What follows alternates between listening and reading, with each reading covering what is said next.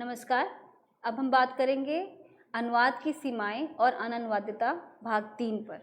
इससे पहले हमने अनुवाद की सीमाएं और अननुवादिता भाग 1 और 2 पर चर्चा की थी। इस तीसरे सत्र में हमारी चर्चा के केंद्र में रहेगा पाठ की प्रकृति के स्तर पर अनुवाद, सीमाएं एवं अननुवादिता और साहित्यिक पाठ के स्तर पर अनुवाद। साहित्येतर पाठ के स्तर पर अनुवाद पर चर्चा हम इसके अगले सत्र में करेंगे।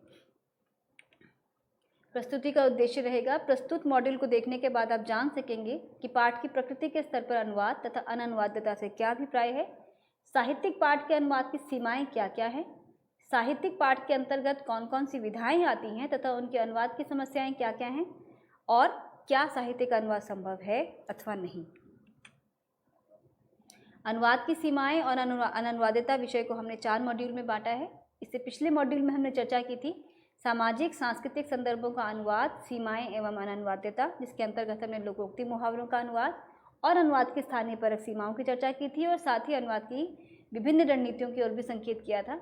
इस मॉड्यूल में हम चर्चा करेंगे पाठ की प्रकृति के स्तर पर अनुवाद, जिसके अंतर्गत 2 प्रकार आते हैं, जिसमें से हम साहित्यिक पाठ के स्तर पर अनुवाद पर चर्चा करेंगे और साहित्येतर पाठ के स्तर पर अनुवाद की चर्चा अगले सत्र में की जाएगी। जैसा कि मैंने बताया कि पाठ की प्रकृति के स्तर पर अनुवाद, सीमाएं एवं अननुवादिता के 2 प्रकार हैं, साहित्यिक पाठ के स्तर पर अनुवाद और साहित्येतर पाठ के स्तर पर अनुवाद। साहित्यिक पाठ तथा उसकी विधाओं में आप देखते हैं कविता, कहानी, उपन्यास, नाटक, रेखाचित्र, संस्मरण, जीवनी, आत्मकथा, निबंध आदि। तो इस तरह से हम देखते हैं कि साहित्यिक विधा जो मूलतः सृजनात्मक साहित्य की ओर संकेत करता है, जिसके अंतर्गत कथेतर और कथा के साथ साथ कविता आदि सभी विधाएं आती हैं, जो सृजनात्मक साहित्य का या कहा जाए कि मानव संवेगों के साहित्य से की ओर संकेत करता है। और दूसरा है साहित्येतर पाठ, और उसके अंतर्गत जो विधाएं हैं, जो क्षेत्र है, उनमें आता है कार्यालयी साहित्य, प्रशासनिक साहित्य, विधि साहित्य, वाणिज्यिक साहित्य, समाजशास्त्रीय साहित्य, विज्ञान संबंधी साहित्य, मीडिया संबंधी साहित्य, विज्ञापन साहित्य वगैरह। यानी कि वे सभी प्रकार या वे सभी क्षेत्र जो सृजनात्मक साहित्य से इतर हैं, यानी जो ज्ञानात्मक साहित्य के अलग अलग क्षेत्र हैं, तो उन सभी को हम इसके अंतर्गत रखते हैं, जिसके अंदर तकनीकी और प्रौद्योगिकी का साहित्य भी आ सकता है। और हम जानते हैं कि जिस प्रकार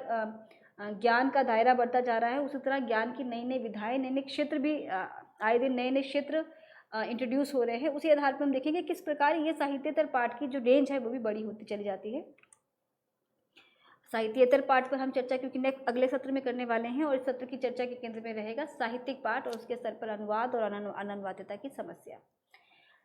हम जानते हैं कि जब हम साहित्य की बात करते हैं तो सृजनात्मक साहित्य के संदर्भ में हमारा जो रुझान है वो मूलतः सृजनात्मक साहित्य की ओर है। और सृजनात्मक साहित्य के संदर्भ में कहा जाता है कि साहित्य समाज का दर्पण है और साहित्यकार समाज और संस्कृति के व्याख्याता। यानी अगर समाज में जो घट रहा है साहित्य में वही दिखाई देता है, और जो साहित्यकार हैं, जो रचनाकार हैं, जो मूल सर्जन है या सर्जक है हमारे साहित्य के, वो उसी समाज और संस्कृति में घट रही विभिन्न घटनाओं को या आने वाले परिवर्तनों को साहित्य में शब्दों के माध्यम से या अन्य माध्यमों से उसे ध्वनि देते हैं, उसे आवाज़ देते हैं और उसे प्रस्तुत करते हैं। अपनी दृष्टि या मनोवृत्ति को साहित्यकार विशिष्ट शैली में व्यक्त करते हैं। हम पीछे देखकर आए हैं कि किस प्रकार साहित्य के विभिन्न रूप होते हैं और किस प्रकार ये साहित्यकार या रचनाकार किस प्रकार समाज में घट रहे सत्यों को, तथ्यों को किस कल्पना के मिश्रण से या मानव मनोवेगों के का आधार लेकर किस प्रकार अलग अलग विधाओं में प्रस्तुत करते हैं। साहित्य में जहाँ एक और दृष्टि से जन्म लेने वाली विषय वस्तु का महत्वपूर्ण स्थान होता है, वहीं दूसरी ओर उस विषय वस्तु की विशिष्ट शैली अपना अत्यंत महत्वपूर्ण स्थान रखती है। हम इस पर भी चर्चा कर चुके हैं कि साहित्य या कोई भी सृजनात्मक साहित्य की जब हम चर्चा करते हैं या किसी भी प्रकार के साहित्य की, तो उसमें 2 तत्व महत्वपूर्ण होते हैं, एक उसका कथ्य पक्ष और एक उसका रूप पक्ष, यानी इसका कंटेंट और फॉर्म। तो यहाँ हम चर्चा जब कर रहे हैं कि विषय वस्तु के साथ साथ साहित्य में उसकी जो विधा है उसका भी स्थान उतना ही महत्वपूर्ण होता है। विषय वस्तु एवं शैली दोनों का अनुवाद अनुवादक का परम दायित्व होता है। अनुवादक से अपेक्षा की जाती है कि वह न केवल विषय को संप्रेषित करे बल्कि उसकी शैली को भी संप्रेषित करे। और इस पर हम आगे विस्तार से चर्चा करेंगे जब हम विभिन्न विधाओं के संदर्भ में चर्चा करेंगे कि किस प्रकार जब हम साहित्य का अनुवाद कर रहे होते हैं तो कथ्य का अनुवाद कर देना मात्र ही अनुवाद नहीं है, उसका उतनी ही खूबसूरती से उतना ही संप्रेषणशील भी हो जिस प्रकार वे मूल में था, और उसकी शैली की भी रक्षा हो सके कि ताकि ये पता चल सके कि किस प्रकार किस समय में या किस कालखंड में पाठ को अभिव्यक्त करने के लिए या अपने मनोवेगों को अभिव्यक्त करने के लिए विभिन्न शैलियाँ प्रयोग में थी और उनका अनुवाद हो, ताकि अलग समाज या विभिन्न समाज भी उन संस्कृतियों से और अभिव्यक्ति की शैलियों से परिचित हो सके और उसका लाभ ले सके। अर्थ ग्रहण के पश्चात सामग्री में निहित बिंब, प्रतीक, अलंकारों की परतें खोली जाती हैं। हम जब अनुवाद की प्रक्रिया में जब हम जिक्र करते हैं कि विश्लेषण, अंतरण और पुनर्गठन, तो जो विश्लेषण का जो पहला जो चरण है जिसके अंतर्गत अनुवादक या अनुवादिका से अपेक्षा की जाती है कि वे अर्थ ग्रहण करते हैं, उस अर्थ ग्रहण की प्रक्रिया के दौरान उन्हें पाठ के साथ साथ या पाठ के कथ्य के साथ साथ उसके शिल्प के स्तर पर उसका बिंब, उसका प्रतीक, उसका रस, अलंकार, यानी जो भाषा का जो पूरा सौष्ठव है उसका भी विश्लेषण करने की, उसका अर्थ ग्रहण करने की आवश्यकता होती है। और जब इन स्तरों से जब अनुवादक या अनुवादिका जूझते हैं तो किस प्रकार ये स्तर अनुवाद के दौरान अनुवादिका या अनुवादिका के सामने किस प्रकार एक चुनौती के रूप में होते हैं कि जब वे इन बिंबों, इन प्रतीकों या भाषा का जो सौष्ठव है, उसका जो पूरा सामाजिक सांस्कृतिक उसकी जो निर्मिति है, जो पाठ है जिसे हम संपूर्ण पाठ कहते हैं, वो पूरी तरीके से संप्रेषित हो सके। वहीं से अनुवादिका या अनुवादक के सामने अननुवादिता की स्थितियाँ पैदा होती हैं या अनुवाद की सीमाएं जिन्हें हम कहते हैं वो हमें दृष्टिगत होती हैं। सृजनात्मक साहित्य के दो रूप होते हैं, पद्य या काव्य साहित्य जिसे हम कविता कहते हैं या काव्य कहते हैं, और दूसरा गद्य साहित्य जिसके अंतर्गत गद्यगत सारी विधाएँ आती हैं। सबसे पहले हम बात करेंगे काव्यानुवाद पर। कविता के अनुवाद को लेकर अलग अलग समय में अनुवादकों ने चिंता व्यक्त की है और ये महसूस किया है कि कविता का अनुवाद लगभग एक असंभव कार्य है। विभिन्न अनुवाद चिंतकों ने इस पर अपने मत व्यक्त किए हैं और महसूस किया है कि कविता क्योंकि न केवल एक भाषा और संस्कृति और समाज का ही प्रतिबिंब होती है, बल्कि मनुष्य का या कवि जिसे हम कहते हैं, जिसे हम सहृदय कहते हैं या रचनाकार कहते हैं, उसके मानस का भी प्रतिबिंब होती है। और किसी भी मनुष्य के भीतर या रचनाकार के भीतर जो विभिन्न आवेग या मनोवेग जो उतार चढ़ाव लेते हैं, किस प्रकार वे उसके बीच घटित हो रहे होते हैं, जब वे शब्दों के माध्यम से अभिव्यक्त होते हैं, जब वे भाषा में अपना आकार ग्रहण करते हैं, तब वे अपने आप में एक खास अनुवाद की प्रक्रिया से जूझ कर आए होते हैं। जब आप अपने मन के आवेगों को या मन के भावों को शब्द देने का प्रयास कर रहे होते हैं। अनुवाद, जब हम भाषांतरण की बात करते हैं, जब आप एक भाषा से दूसरी भाषा में अनुवाद की बात करते हैं, तब ये प्रक्रिया और जटिल हो जाती है, क्योंकि एक व्यक्ति द्वारा अनुभव किए गए मनोवेगों को या एक व्यक्ति द्वारा अनुभव किए गए भावों को अभिव्यक्त जब एक भाषा में होने के बाद सेम या उसी तरह मिलता जुलता भाव दूसरी भाषा में क्रिएट किया जाना, उसका सृजन करना अपने आप में उतना ही चुनौतीपूर्ण कार्य है। इसलिए अक्सर महसूस किया जाता है कि कविता का अनुवाद एक लगभग असंभव कार्य है, क्योंकि कविता के अनुवाद में भाषा, संस्कृति, मनोवेगों और जो उसकी शैली है उसके साथ उसके पूरे सौष्ठव को बनाए रखने की आवश्यकता होती है। तो काव्यानुवाद को इसीलिए एक श्रम साध्य और जटिल काम माना जाता है। काव्यानुवाद में न केवल मूल भाव एवं दृष्टि की रक्षा करनी होती है, बल्कि अभिव्यक्ति शैली को भी उसी तरह उसी खूबसूरती से बनाए रखने की अपेक्षा की जाती है। कविता में सबसे पहली सीमा पर्याय चयन से संबंधित है। कवि के मूल भाव तक तो पहुंचा जा सकता है, किंतु उसी मूल भाव को उसी आकर्षण के साथ एवं प्रभावशील रूप में प्रकट कर पाना कठिन है। तो हम देखते हैं कि किस प्रकार अलग अलग समय में और अलग अलग कालखंडों में लिखा गया जो साहित्य है, भारत के संदर्भ में हम यहाँ बात करें अगर, तो किस प्रकार अलग अलग कालखंडों में लिखा गया जो साहित्य है, जिसका अपना एक साहित्यिक सौष्ठव है, जिसके अंतर्गत उसकी अलंकार विधान, उसका भाषा, उसका रस विधान, उसकी अर्थ छवियाँ किस प्रकार और उसका जो छंद है वो किस प्रकार अपने न केवल समय को रिफ्लेक्ट करता है, उसकी शैली को भी प्रतिबिंबित करता है। और जब वो अनुवादक के सामने एक चुनौती के रूप में आते हैं, तो किस प्रकार ऐसे समस्याएं उनके सामने एक बड़ी समस्या या अनुवादिता की स्थिति को पैदा करती हैं। हमारे सामने रीतिकालीन कवि बिहारी का एक दोहा है, जिसमें कुछ शब्द हैं, कहत नटत रीझत खिजत मिलत खिलत लजियात भरे भौन में करत है नैनन ही सो बात। तो हम यहाँ देखते हैं कि इन दो पंक्तियों के अंदर कितने सारे भावों को एक साथ समेटा गया है, और न केवल समेटा गया है बल्कि उसकी लय को, उसकी तुक को, उसके छंद को भी मेंटेन किया गया है। अगर ऐसे पाठ का अनुवाद जो एक केवल 2 पंक्तियों का एक दोहा है यहाँ हमारे आंखों के सामने। वे किस प्रकार जब दूसरी भाषा में अनुवाद के लिए अनुवादक के सामने चुनौती के रूप में होता है, तो किस प्रकार ये एक बड़ी चुनौती होता है। और यहाँ हम वास्तव में देखते हैं कि अननुवादितता की स्थिति कैसे उत्पन्न हो जाती है, क्योंकि बिहारी के लिए कहा जाता है कि वे गागर में सागर भरने का काम करते हैं, यानी कम शब्दों में अधिक बात को कहने का प्रयास करते हैं। तो देखते हैं कि प्रार्थना, नकारना, प्रेम, खीज, मिलन, खिलन, लज्जित होना आदि कितने सारे भाव हैं जो एक प्रेमी प्रेमिका के बीच में प्रकट होते हैं जब दोनों का आंखों से संवाद होता है। तो अब इसी दोनों पंक्तियों को जब अनुवादिका या अनुवादक को किसी अन्य भाषा में जब अनुवाद करना होगा तो चुनौती कितनी बड़ी होगी। तो इन्हीं चुनौतियों पर हम आगे भी चर्चा करेंगे कि किस प्रकार कविता के अनुवाद को लेकर विभिन्न अनुवादकों ने या विभिन्न अनुवाद चिंतकों ने अपनी बात कही है, और किस प्रकार अनुवाद को लेकर वे एक बीच का रास्ता निकालते हैं कि अनुवाद अगर ऐसी स्थिति में यदि संभव ना हो तो क्या क्या तकनीक अपनाई जा सकती है। अनुवादक एक सर्जक भी होता है जो मूल रचना के भाव शैली को अपने में समाहित कर नवीन प्रभावमयता के साथ चित्रित करता है। उमर खयाम की रुबाइयाँ इसका स्पष्ट उदाहरण है, जिनका अंग्रेजी एवं हिंदी दोनों भाषाओं में अर्थभाव एवं शैलीपरक अनुवाद हुआ। उमर खयाम की जो रुबाइयाँ हैं उसका अनुवाद अंग्रेजी में फिट्जराल्ड ने किया। ये उमर खयाम की रुबाइयों में से हम एक उदाहरण के रूप में प्रस्तुत कर रहे हैं, जिसका कि अंग्रेजी अनुवाद फिट्जराल्ड ने किया, और फिर उसका एक हिंदी अनुवाद, पुनः अनुवाद जिसे कहा जाए, हिंदी अनुवाद, उसे बहुत चर्चित रचना के रूप में जिसे हम सभी ने पढ़ा है, हरिवंश राय बच्चन का मधुशाला। तो हम देखते हैं कि किस प्रकार एक मूल रचना जो एक खास भाषा और एक भाषिक प्रतीकों के बीच रची गई, जिसके मायने बिल्कुल अलग थे, जिसका समय या परिवेश एकदम अलग था, उसका अनुवाद जब कॉलोनियल पीरियड में फिट्जराल्ड करते हैं तो किस प्रकार उसका न केवल अनुवाद करते समय वे एक अलग रणनीति का प्रयोग करते हैं, जिसके माध्यम से वे एक तरह से पुनर्रचना कर देते हैं, पाठ का एक तरह से एक नया ही भाव प्रकट कर देते हैं, जिसके अंतर्गत वह रचना अपने उसी शब्द क्रम में या उसी नियत भावों के साथ ना आकर एक नया आकार लेती है और ज़्यादा विस्तार पाती है। उसी तरीके से हम देखते हैं कि जब हम मधुशाला के बारे में पढ़ते हैं तो उसी जो 4 पंक्तियाँ, अरबी फारसी की जो 4 पंक्तियाँ हैं, वो किस प्रकार वापस हिंदी में आकर वो न केवल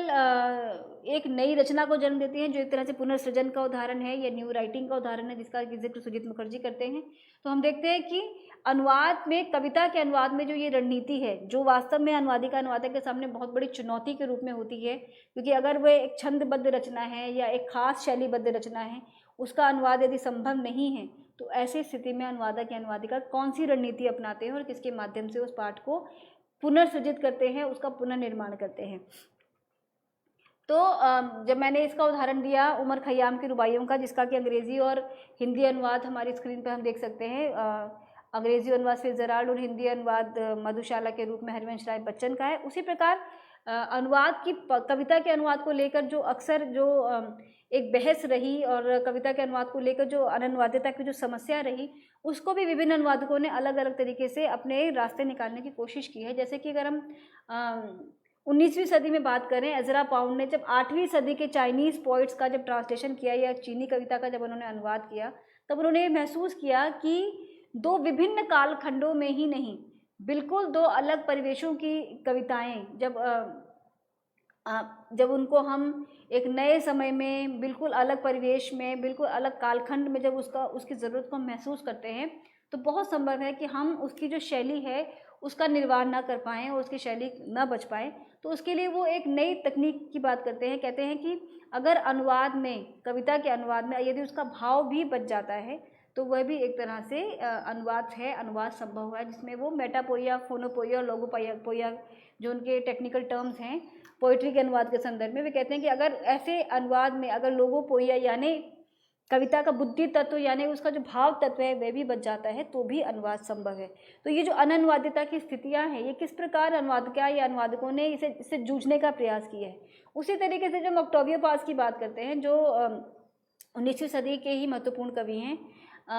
19वीं-20वीं सदी के महत्वपूर्ण कवि हैं, उनको भी हम देखते हैं। जो मैक्सिकन पोइट है, उनका मानना है कि कविता का अनुवाद तो, कविता तो वही है जो रूपांतरित हो गई, यानी जिसका ट्रांसलेशन हो गया, जिसे हम ले जा पाए, यानी जो हम बचा पाए वही कविता है। तो इस तरीके से, क्योंकि कविता एक ऐसी जटिल विधा है जिसका कि अनुवाद लगभग एक असंभव कार्य है, क्योंकि यदि आप उसके भाव की रक्षा कर भी लेते हैं, जो अपने आप में भी एक चुनौतीपूर्ण कार्य है, क्योंकि आपको मूल रचनाकार के मनोभाव तक, उसकी मनोभूमि तक पहुंचकर उस पाठ को डिकोड करना होता है और उसे डिकोड करके एक नई भाषा में पुनर्स्थापित करना होता है। तो यहाँ पे अपने आप में एक इतनी बड़ी चुनौती कविता के अनुवाद की हो जाती है कि वे किस प्रकार उस भाव को पुनर्अभिव्यक्त करें। अगर ऐसी स्थिति में अगर पुनर्अभिव्यक्ति नहीं हो पाती है तो वो किस प्रकार उसके लिए एक तीसरा रास्ता निकालते हैं, जिसका कि जिक्र मैंने किया ऑक्टेवियो पाज के संदर्भ में या फिर इनके संदर्भ में और एज़रा पाउंड के संदर्भ में। उसी तरीके से हम देखते हैं कि जब हम अनुवाद में, कविता के अनुवाद में, जब हम शैली को लेकर जब हम बहुत रिजिड हो जाते हैं या उसको लेकर जब हम बहुत ये तय कर लेते हैं कि कहीं भी समझौता नहीं करेंगे, तब वहाँ जो अनन्वाद्यता की स्थिति है वो अपने आप में एक गंभीर समस्या बन जाती है। जैसा कि हम देखते हैं कि मैथ्यू ऑर्नर ने होमर के ट्रांसलेशन के दौरान इस तरह की जो बिंदु उठाए, जो उन्होंने निबंध लिखे होमर के अनुवाद पर, उन्होंने माना कि जब तक कोई मूल भाषा का रचनाकार अपने भाव, अपने परिवेश, अपने कालखंड और उसके साथ साथ अपनी शैली, यानी वो संपूर्णत्व में जब तक अनुवाद नहीं होता, तब तक वह अनुवाद असंभव अनुवाद है या असफल अनुवाद है। हम कैटफोर्ड के संदर्भ में बात कर चुके हैं कि किस प्रकार वे पूर्ण अनुवाद की बात करते हैं, तो मैथ्यू ऑर्नर भी लगभग उसी तरह संदर्भ में बात करते हैं कि पूरी तरीके से अनुवाद होकर वह लक्ष्य भाषा में स्थापित हो, और यदि स्थापित नहीं हो पाता है तो वह एक असफल अनुवाद है या अधूरा अनुवाद है। तो वो होमर के अनुवाद के संदर्भ में इसका जिक्र करते हैं। तो कविता के अनुवाद के संदर्भ में हमने समझा कि किस प्रकार कविता के अनुवाद को में विभिन्न जटिलताएं आती हैं, जो उनकी समय, उन रचनाकार की मनोभूमि, उनका कालखंड, उनका शैली, उनका पूरा परिवेश के आधार पर जब हम उसे नई भाषा में प्रत्यारोपित करने की कोशिश करते हैं तो वे समस्याएं किस प्रकार आती हैं। और इसी आधार पर हम देखेंगे जो साहित्य की जो भाषा है, उस भाषा की जो विशेषता है, वह विशेषता क्या क्या है, जो अन्य साहित्यों यानी कि जिसे हम ज्ञानात्मक साहित्य कहते हैं, उससे वे किस प्रकार भिन्न है। तो साहित्य की जो भाषा है, चाहे वह कविता हो या गद्य साहित्य हो, काव्य साहित्य हो या गद्य साहित्य हो, दोनों की भाषा की जो खूबसूरती है या उसकी जो विशिष्टता है, वह है उसका लाक्षणिक और व्यंजनापरक प्रयोग, यानी कि जो वाक्य के माध्यम से या जो पाठ के माध्यम से जो कहा गया है, उसका उतना ही सीमित अर्थ ना होकर उसकी विभिन्न अर्थ छवियों की खोज करना, पंक्तियों के बीच जो छुपे हुए अर्थ हैं उनकी विभिन्नताओं तक पहुंचना और उसको उस अंजाम तक पहुंचाना या उस अर्थ तक पहुंचाना जहां तक लेखक ने उसकी कल्पना या मूल रचनाकार ने उसकी कल्पना की होगी। उसी तरीके से जब उसके हम शिल्प की बात करते हैं तो बिंब या कल्पना, रस और अलंकार, इन सभी के मिश्रण से ही एक पाठ अपने कथ्य और शैली के आधार पर एक आकार लेता है। ये साहित्य की भाषा किस प्रकार गैर सृजनात्मक साहित्य या ज्ञानात्मक साहित्य से भिन्न होती है, ये इसकी पहली विशेषता है। इसे समझकर ही किसी अनुवादिका या अनुवादक को सबसे पहले ये तय करने की आवश्यकता होती है कि क्या वे इसके लिए एक उचित पात्र हैं भी या नहीं। जो अननुवादिता की स्थिति है वो भी आपके व्यक्तित्व पर निर्भर करती है कि एक अनुवादक या अनुवादिका होने के नाते क्या आप में वो स्किल, वो कौशल है कि आप इस तरह के पाठ का अनुवाद कर सके या उसके साथ सही न्याय कर सके। तो कविता में हम देखते हैं कि जो अलंकार है, और रीतिकालीन साहित्य में खास तौर पर अलंकारों का भरपूर प्रयोग हुआ। हम देखेंगे यहाँ जो उदाहरण है, उन उदाहरणों में अगर देखें तो जो पहला जो 4 पंक्तियाँ हैं इसमें जो हरि शब्द की पुनरावृत्ति हुई है, 1 2 3 4 5 6 7, यानी 7 बार हरि शब्द का प्रयोग हो रहा है। हरि बोलियो, हरि ने सुनियो, हरि गयो हरि के पास, हरि कूद्यो, हरि मिलियो, हरि हो गयो उदास। तो एक ही शब्द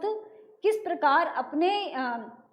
न केवल अर्थ छवियाँ बदल रहा है बल्कि एक ही शब्द का प्रयोग किया गया है। और क्या हमें जब उसका हम लक्ष्य पाठ में जब उसका अनुवाद कर रहे होते हैं तो क्या एक ही शब्द से जो विभिन्न 7 अर्थ रचनाकार ने व्यक्त करने की कोशिश की है, जो ये शब्दालंकार के माध्यम से जो चमत्कार पैदा करने की कोशिश की गई है, क्या ये चमत्कार जब हम किसी दूसरी भाषा में इसका अनुवाद कर रहे होते हैं तो क्या ये चमत्कार वहाँ भी क्रिएट हो पाता है या नहीं। उसी तरीके से हम देखेंगे अगली पंक्ति में कनक कनक ते सौगुनी मादकता अधिकाय। तो यहाँ कनक और कनक के 2 अर्थ हैं, जिसमें पहले का अर्थ सोना और दूसरे का धतूरा है। कनक कनक ते सौगुनी मादकता अधिकाय। तो किस प्रकार सोने में धतूरे से भी ज़्यादा मादकता होती है, इस संदर्भ में इसका अर्थ है। तो हम यहाँ देखते हैं कि किस प्रकार ये शब्दों के खूबसूरती से किए गए प्रयोग से या शब्दालंकार के प्रयोग से किस प्रकार इसमें भाषा में चमत्कार पैदा करने की कोशिश की गई है। और ये देखा गया है कि एक ही शब्द किस प्रकार कई सारे अर्थ देता है। क्या हमें लक्ष्य भाषा में या लक्ष्य पाठ में इस तरह के शब्द मिल पाते हैं? यदि नहीं मिल पाते तो वास्तव में वहाँ अनन्वादिता की स्थिति पैदा हो जाती है। उसी तरीके से हम देखेंगे यहाँ एक जॉन कीट्स की कविता की 2 पंक्तियाँ हैं जिनका कि अनुवाद यतीन्द्र कुमार ने किया है, और देखते हैं कि किस प्रकार उन्होंने मूल भाव को ही लेने की कोशिश की है, शब्दों से बंधे रहने से परहेज किया है। तो क्योंकि कविता में शाब्दिक चमत्कार के साथ साथ, भाषिक चमत्कार के साथ साथ कल्पनाशीलता, उसकी रस या उसका जो भाव है उसकी भी प्रधानता होती है, तो अनुवादक या अनुवादिका को केवल शब्दों से बंध कर या कि उसकी शैली से बंध करके ही अनुवाद कर यदि वे करें तो शायद वे एक संपूर्ण अनुवाद नहीं होगा। तो इस तरह हम देखते हैं कि कविता के अनुवाद में अनुवादक की जो इकाई है, अनुवाद की जो इकाई है वह बदल जाती है। कभी वह भाव प्रधान हो जाता है, कभी वह शैली प्रधान हो जाता है। तो हम देखेंगे कि यहाँ जो 2 पंक्तियाँ हैं, it are touch sweet pleasure melt like two bubbles when rain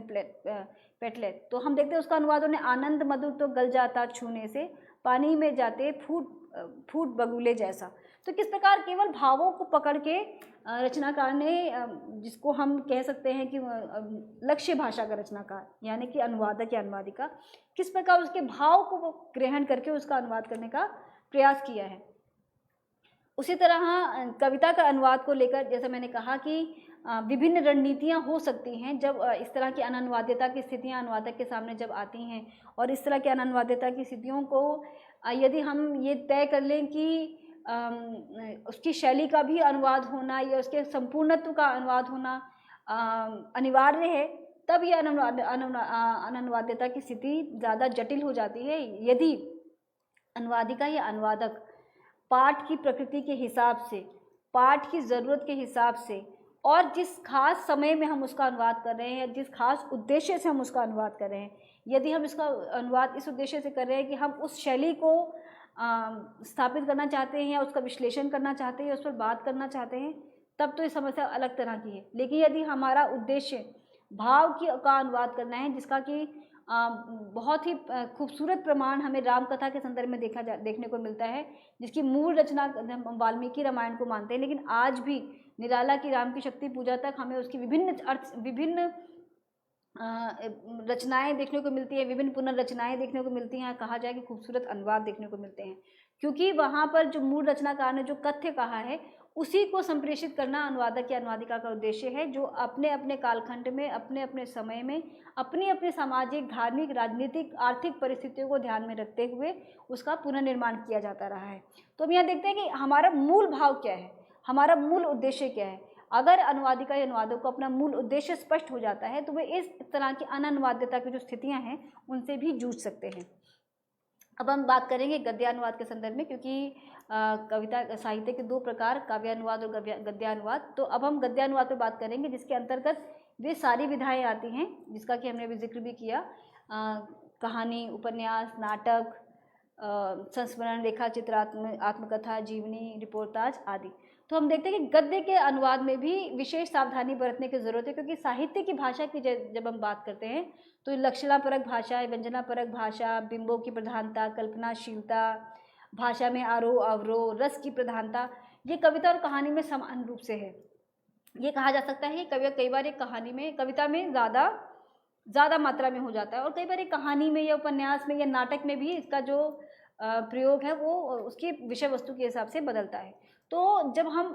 जिस तरह की समस्याओं से हम कविता के अनुवाद में जूझते हैं, कुछ उस तरह की ही मिलती जुलती समस्याएं हमारे सामने जब हम गद्यानुवाद और साहित्य का अनुवाद के संदर्भ में बात कर रहे हैं उससे हम जूझते हैं, क्योंकि वहाँ की जो भाषा है वो किस प्रकार अपने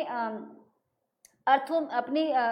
परतों में कितने अर्थ समेटे हुए हैं। अब यहाँ देखेंगे कि एक प्रयोग हमने दिया है कि देखते देखते मेरी आंखें दुख गईं, और दूसरा है देखते देखते दिन बीत गया। देखते देखते का जो 2 बार प्रयोग है, देखने में आप देख सकते हैं कि समान ही लग रहा है, लेकिन दोनों में अगर आप देखें उसके मीनिंग को अगर समझने का प्रयास करें तो किस प्रकार वह मीनिंग बदलता है, उसका अर्थ बदलता है। दोनों उदाहरणों में देखते देखते शब्द का प्रयोग का विभिन्न अर्थों में प्रयोग हुआ है। पहले उदाहरण में समय का अधिक रूप प्रकट हो रहा है, यानी देखते देखते मेरी आंखें दुख गई, बहुत देर से देखते देखते मेरी आंखें दुख गई, और दूसरा है कि कैसे पलक झपकते ही दिन बीत गया। तो यहाँ एक समय के लंबे उसकी बात कर रहा है, लंबे समय की बात कर रहा है, और दूसरा कम समय या जल्दी बीत जाने वाले समय की ओर संकेत कर रहा है। तो यहाँ पर समान शब्द किस प्रकार अर्थ में अलग अलग बदल जाते हैं और किस प्रकार इनकी जो प्रयुक्ति है या इनका जो प्रयोग करने का जो तरीका है, यदि अनुवादिका अनुवादक इसको ना समझ पाएँ तो कहाँ वह एक तरह से अननुवादिता की न केवल स्थिति पैदा होती है बल्कि अनुवाद कहीं ना कहीं अधूरा भी रह जाता है। दूसरी ओर अगर नाटक की बात करें तो नाटक को हम कविता के करीब भी ले जाकर देख सकते हैं, क्योंकि नाटक की जो खूबी है उसमें दोनों तरह के नाटक देखने को मिलते हैं, काव्य नाटक भी और गद्य नाटक भी। काव्य नाटक के अंतर्गत भी वही सारी चीज़ें होती हैं जो हम कविता के संदर्भ में अभी समझ कर आए हैं, लेकिन उसके साथ उसके कथा तत्व भी जुड़ता चलता है। तो नाटक में जो कथा तत्व है वह केवल उपन्यास और कहानी के कथा तत्व जैसा नहीं है, बल्कि उसके साथ उसका पूरा मंच भी जुड़ा हुआ है। हम देखेंगे नाटक को अपने लिखित रूप से निकलकर रंगमंच की प्रक्रिया के माध्यम से दर्शकों तक पहुंचना होता है। उसके साथ संगीत, रोशनी का प्रभाव, कथ्य गेयता आदि भी महत्वपूर्ण आयाम होते हैं। पात्रों की सामाजिक, शैक्षिक और सांस्कृतिक पृष्ठभूमि, प्रत्येक पात्र की अपनी एक विशिष्ट और पृथक शैली, उसका वाक्य प्रयोग, उसी तरीके से पात्रों के संवाद, उनका वातावरण का चित्रण, उनका व्यवहार, उनके फेशियल एक्सप्रेशंस, वो उनकी चुप्पियाँ और बहुत सारी चीज़ें जो वो संकेतों के माध्यम से या प्रकाश के माध्यम से, प्रकाश को घटाकर या बढ़ाकर या किसी अन्य माध्यम से उसे प्रकट करने की कोशिश करते हैं। तो जिस प्रकार कविता के अंतर्गत कम कहे हुए में ज़्यादा को पाने की संभावना होती है, उसी प्रकार नाटक में भी शब्दों के प्रयोग कम और उसके आसपास का जो परिवेश का जो निर्मिति होती है, जो बनावट होती है, उसमें भी कई सारे अर्थ छिपे होते हैं। तो नाटक के अनुवाद को लेकर भी इस प्रकार की अननुवादिता की स्थितियाँ पैदा होती हैं। अगर मैं उदाहरण के रूप में कहूँ तो मोहन राकेश का एक नाटक है आधे अधूरे, जिसके जो पात्रों के संवाद है वे अधूरे संवाद हैं। वे संवाद पूरे संवाद नहीं है, कहीं भी पात्र कई जगह पात्र अधूरे संवाद बोलते हैं, जैसे कुछ बोला उसके बाद डॉट डॉट कह के उस संवाद को अधूरा छोड़ दिया गया। या कैंची की कतरन भी अपने आप में बहुत कुछ कहती है, आँखों से जो वो कह रहे हैं वो भी बहुत कुछ कह रहे हैं। तो वो बहुत सारी चीज़ें हैं जो उस नाटक को उसकी जो भाषा है उसे संपूर्ण बनाते हैं। इसी तरह अनुवादक से भी अपेक्षा की जाती है कि उन सारे भावों को जो कहा गया है और जो नहीं कहा गया है, उन दोनों को पकड़ते हुए वे उसका अनुवाद करें। और वह तभी संभव है जब उसके पूरे, न केवल उसके कथ्य को बल्कि उसके शिल्प को भी, और यहाँ शिल्प और अधिक महत्वपूर्ण जाता है क्योंकि नाटक मूलतः एक दृश्य विधा है। दृश्य विधा होने के कारण उसका जो शिल्प है वो एक जटिल शिल्प है या एक तरह से अलग शिल्प है, जिसमें उसके सारे तत्वों को पकड़ा जाना जरूरी है और उसको पकड़कर उनकी भाषा शैली, पात्रों के संवाद, वातावरण, संगीत की योजना, रोशनी, लाइट का प्रयोग, संगीत का प्रयोग, पात्रों की सामाजिक सांस्कृतिक पृष्ठभूमि। उसी तरह मैंने जैसे कहा कि मोहन राकेश का एक नाटक है आधा अधूरा, दूसरा उनका आषाढ़ का एक दिन या लहरों के राजन, जिसमें हम देखते हैं कि जो उनकी पृष्ठभूमि है वो बिल्कुल बदल जाती है। तो किस प्रकार एक ऐतिहासिक पृष्ठभूमि और एक बिल्कुल कंटेम्प्रेरी पृष्ठभूमि के जो अलग अलग नाटक किस प्रकार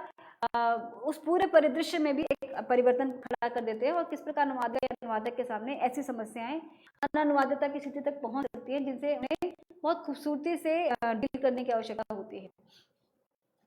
कथा साहित्य, जिस पे हमने अभी जिक्र किया, नाटक के बाद हम अब कथा साहित्य की बात करेंगे कि कथा साहित्य की जो खूबसूरती है वह उसका सामाजिक सांस्कृतिक परिवेश, उसकी भाषा की आंचलिकता,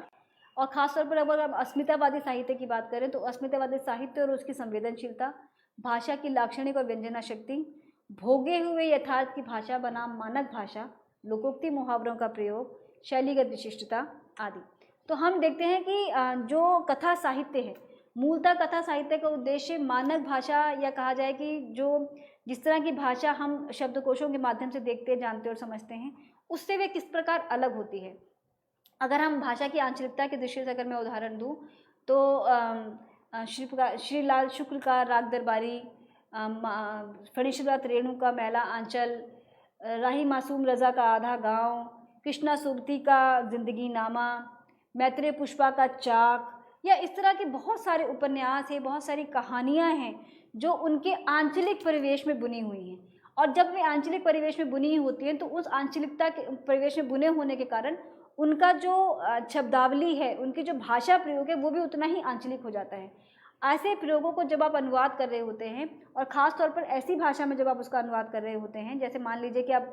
अगर हम फणीश्वरनाथ रेणु की मेला आंचल की ही बात करें, जो पूरी तरह से बिहार के पूर्णिया जिले के पूरे सामाजिक सांस्कृतिक पृष्ठभूमि में बुना हुआ पाठ है, उसका जब हम अनुवाद अंग्रेजी में करते हैं, जिसका कि अनुवाद अंग्रेजी में हुआ भी है, हम देखते हैं कि क्योंकि वहाँ पर अंग्रेज़ी में ना तो या ऐसे भाषाओं में जहाँ भाषाओं में इतनी विविधता नहीं है, जहाँ बहुभाषी समाज नहीं है, वहाँ जब हम ऐसे सामाजिक सांस्कृतिक परिवेश की भाषा को या भाषा के लोकोक्ति मुहावरों की जो प्रयोग है या भाषा की जो आंचलिकता है, जब इसे हम प्रत्यारोपित करने की या पुनर्स्थापित करने की दूसरी भाषा में प्रयास कर रहे होते हैं, तब जो सबसे बड़ा खतरा होता है वो उसका होता है कि जब वह भाषा जब अनुवाद होती है तो वो बिल्कुल अपने चोले को ही छोड़ देती है या अपने पूरे तरह से उसकी जो आउटर लेयर होती है वो छूटती चली जाती है, क्योंकि वह जाकर वह हम ऐसे शब्दों का प्रयोग करने की कोशिश करते हैं, ऐसे शब्दों में हम उनका अनुवाद कर देते हैं जो उनकी आंचलिकता को आंचलिकता का संकेत नहीं कर पाती। उसी तरीके से हम देखते हैं जो अस्मितावादी साहित्य, जिसके अंतर्गत हम भारत के संदर्भ में बात करें, चाहे दलित साहित्य हो, स्त्री साहित्य हो या आदिवासी साहित्य या जो जितने भी अस्मितावादी साहित्य हैं, उनका जो सत्य है वो भोगा हुआ यथार्थ है, जैसे कहा जाए कि उनका बिल्कुल अपने जीवन से या एकदम अपने जीवन के ऐसे अनुभवों से का निकला हुआ साहित्य है या अनुभव हैं जो अभी तक शायद, जिसे हम मेन स्ट्रीम लिटरेचर कहते हैं, तथाकथित जिसको हम मूल धारा का साहित्य कहते हैं, मुख्य धारा का साहित्य कहते हैं, उसमें वो नहीं आया। जब इस तरह का साहित्य जब हमारे सामने आता है और अनुवादक या अनुवादिका के सामने जब उसकी चुनौती होती है, तब वो क्या करते हैं कि उनसे मिलते जुलते शब्द या उनके जो निकटतम समतुल्य है उनका प्रयोग करने की कोशिश करते हैं, जो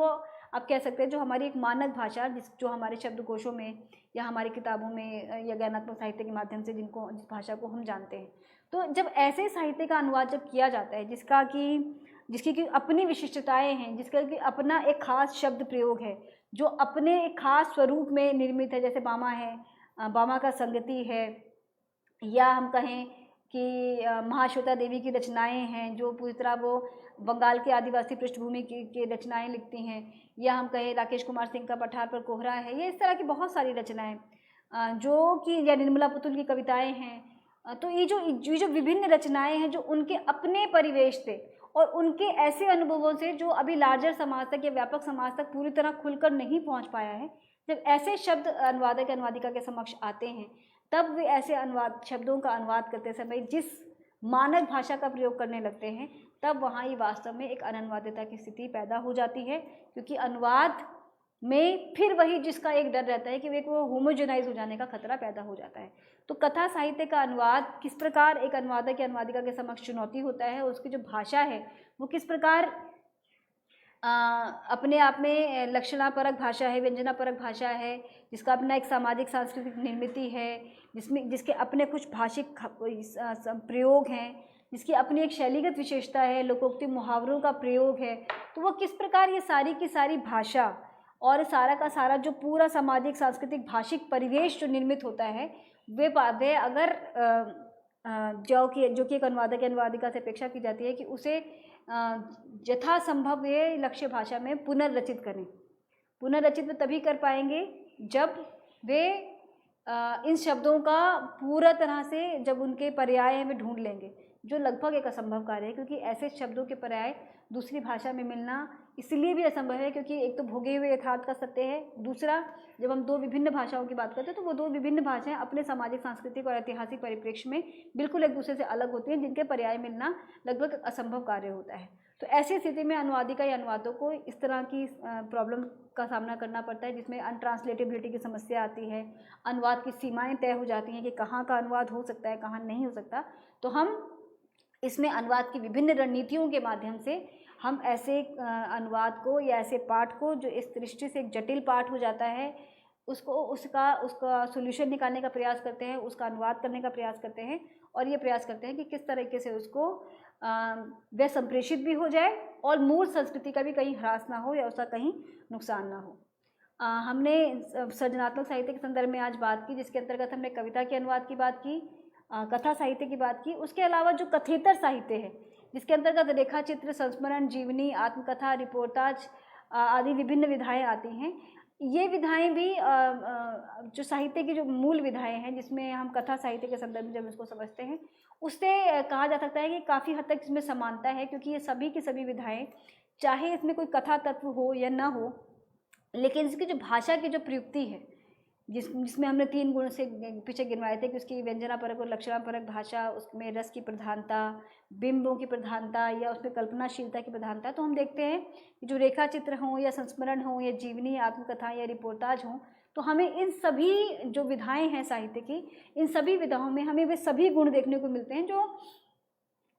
जो हमें सृजनात्मक साहित्य में, जिसमें हम कविता, नाटक और कथा को भी लेते हैं, उन सब में देखने को मिलते हैं। केवल एक जो थोड़ा सा अभाव हो सकता है, वो भी खास तौर पर जीवनी और आत्मकथा में तो कथा तत्व भी रहता है,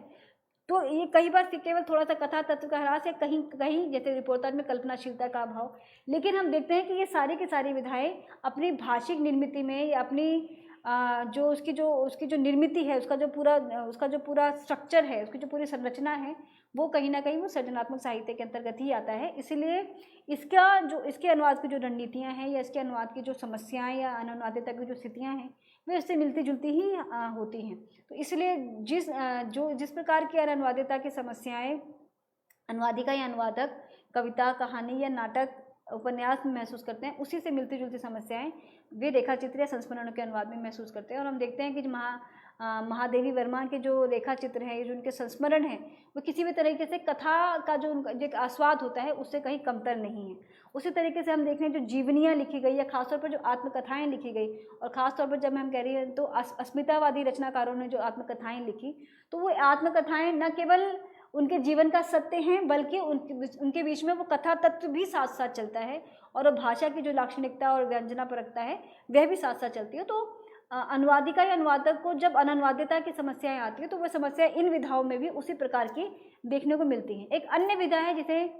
निबंध के नाम से जाना जाता है, जिसकी शुरुआत भारतेंदु जी मूल रूप से मानी जाती है, जिसके अंतर्गत हम देखते हैं कि उसके भी कई प्रकार हैं, जिसमें भावात्मक निबंध भी हैं, ज्ञानपरक निबंध भी हैं, सूक्तिपरक निबंध भी हैं, विश्लेषणात्मक निबंध भी हैं। तो किस प्रकार इसके अनुवाद में साहित्य और साहित्येतर दोनों ही विधाएं या दोनों ही विधाओं की जो अनुवादिता की जो समस्याएं हैं, उसके माध्यम से इन